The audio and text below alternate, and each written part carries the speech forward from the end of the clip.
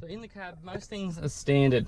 I've got seat covers fitted, which I think I paid about $180 or $200 from Grant, who does a great job, easy to fit, and they are much better than the vinyl, especially in summer.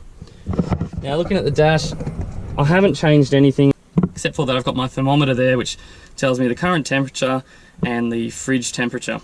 Got the map light. I don't really use that too much, except for when my partner's in here. It's not a bad little light to use that doesn't brighten the whole cab at night time. So I'm just using a Belkin phone holder. Holds most of the time. I just find that every now and then I do need to clean it, so it stays on properly. I just built a center console just out of 9mm ply. I haven't painted it because I've made a few little changes to it already, and I don't know exactly what I want to end up doing with it. This seat cushion here is the seat cushion out of the rear for the FFR for the radio seats, and I've just stapled it on the back, and it works as a perfect height. It's quite a comfortable and sizable cushion top to have on a center console. So inside at the moment I don't have a lot of things, because when I originally built this, I made a secret compartment for keeping my drone, GoPro and laptop in there, and since taking that out, I actually don't really need this space that much.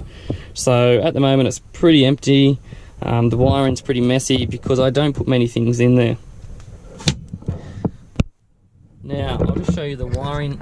I'll show you upside down because that's the way I've put it in. So when I'm driving, I can look down and it's up the right way. So I've got my voltmeter, which at the moment is reading 12.7, which is good. Dual USB, 1 amp and 2.1 amps. My switches, so this does my auxiliary on this side, and the voltmeter. Next one is the lights in the back, so that's this one just there. Next switch along, I've got the refrigerator, because when I first had this wired, that's what it was for, but that's actually for my reversing light at the back. And this one here is just the 12-volt socket and the USB as well. It really is overkill for having that many USBs, but it's much easier to have your own USB each side so the cords aren't crossing over when driving. And there's quite a lot of equipment that we have these days that are charged through USBs, so it's really handy to have. The other thing too, with this gauge here, at night time that actually reflects up onto the window, not enough to distract you but still enough to read. So if you don't need to look down, not that it's something you need to look at it very often, but sometimes it's handy just to keep an eye on your voltmeter. I did have the problem in the past when my battery actually moved and it disconnected the dual battery. So I thought it was charging the whole time, but it wasn't, and I could see it dropping on this. So that let me know that I needed to stop and reconnect it, and that's why I've got the strap in there now. One thing that I will end up doing is putting a roof console along the front here, just to move some of my gauges up to make it a bit easier. And it also means when charging the phone, the wire can come down here, or if I put another outlet here, it's closer to the phone for charging, and that gets it away from the gear stick, which I don't like too much if I have to charge from where it is now. The other thing about a roof console is that there's actually enough room up there for one, and you can fit quite a lot of useful things up there. So for example, your phones, I could put the GoPro up there, the drone as well if I wanted to. If I wanted to put a radio in later, as in a CV radio, or if I wanted to put a head unit in. I usually drive with a set of noise cancelling headphones, so I could keep them up there, sunglasses, all that sort of stuff. I prefer it up there opposed to in the dash, because if anything in the dash can get dust on it, water, and it blocks your airflow as well. As the other thing too, things in the dash tend to rattle around. Behind the seats you can see there's quite a bit of room to still put things. I tend to not put too much there, but it's a good spot if I'm using my drone or GoPro a lot, just to put it there. Gets it out of the heat and out of sight, and just quick and easy to grab, just like the fire extinguisher being right there and the inverter being there.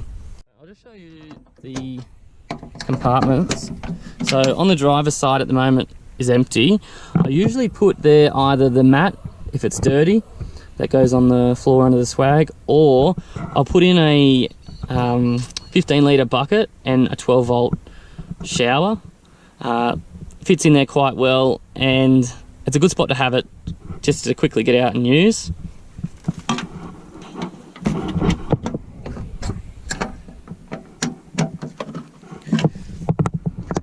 I did used to have, for the aerial mounts, a piece of wood that would go across there, and you could use it a bit like a bar.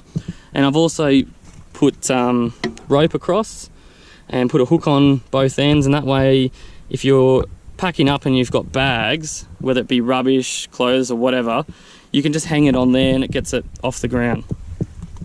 So in the back driver's side, I keep fluids, the jack.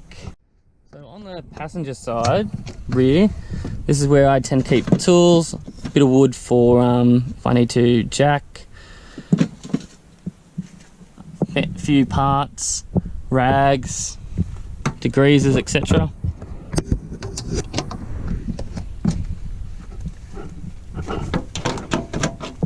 So on the passenger side, I have a Rhino Box. I think it's about $20 from Bunnings, and I've only got it with cable ties at the moment, and it's a neat fit, but it does fit.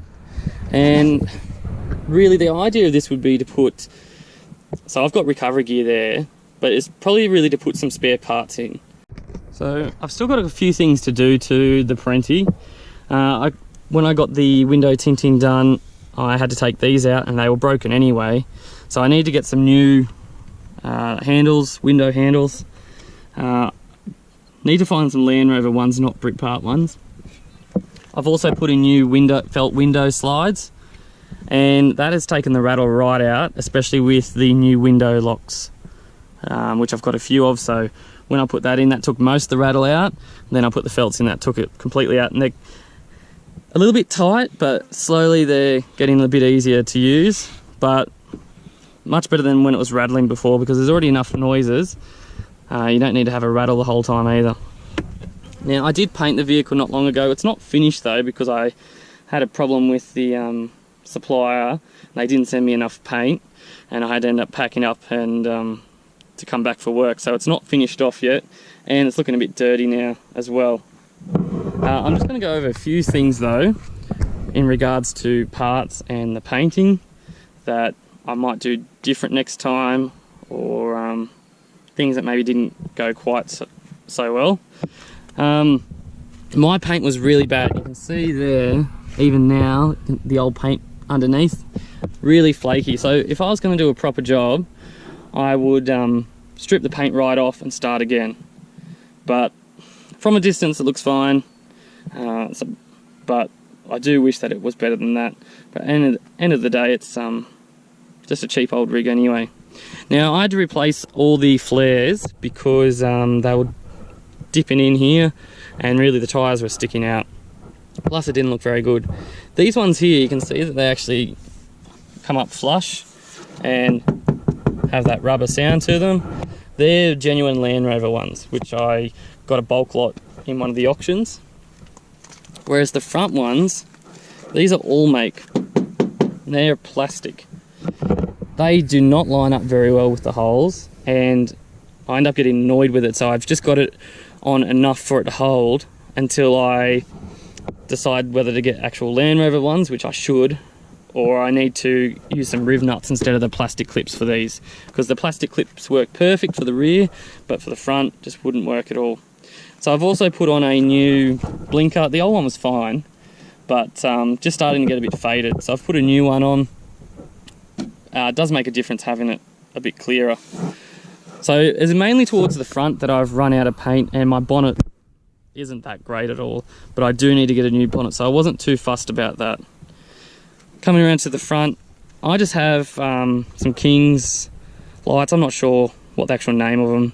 They are a bit of a slimline type light. They work really well. They shake a little bit. They're not as good as the big brand, but for $100, can't go wrong.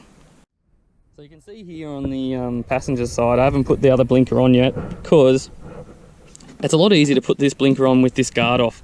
And this guard I really need to take off and do again because I'm just not happy with the way it's sitting. And once again, it was a rush job putting it on, and because I was also run out of paint. So I'm like, well, it's going to come off again probably to paint it because I want to get underneath there when I'm painting. And this one, when I originally got it, not this exact one, but the passenger side was broken. The material wasn't consistent in thickness, so I had to send that one back, and then I got this one. Yeah, really not happy with this quality. I think about $130. I would definitely spend probably twice as much to get genuine Land Rover ones like the rear because they are just so much easier to put on and the quality is much better. I actually reckon these are going to break if I hit a bit of a stick or something, or if a rock flings up. I reckon they're just going to break and shatter, whereas I've got faith in the rear ones with a different material that they will last. They would take a stick hitting them or against a muddy bank, they'll probably squish in and come back out a bit, whereas the other ones will just break. So even though it's quite muddy up the side on the window, you can still see that with the tint on, it's quite dark and you can't really see in. You can actually see me quite well, but you can't see in even if it goes right up. So you really have to be right up looking with your head on the glass to actually see in, and even then it's still quite dark and hard to see. Now on the rear here, I ran out of paint as well, so the rear's not done properly. As you can see, the different colours there, and the driver's side doesn't even have the jerry can holder on. So it's been off for quite some time because I need to paint it, and I'm tossing up whether to make a dual jerry can holder or maybe make a wheel carrier, because at the moment I've only got the one spare, which is fine. I haven't had to use it. Well, I had to use it once, but the one time I did have to use it, I had one tyre blow and the other one had a really bad leak. So that's why I want to have two, especially being living in a remote area. Having two tyres go and being stuck on the side of the road without phone reception in most areas, it's not a good situation to be in.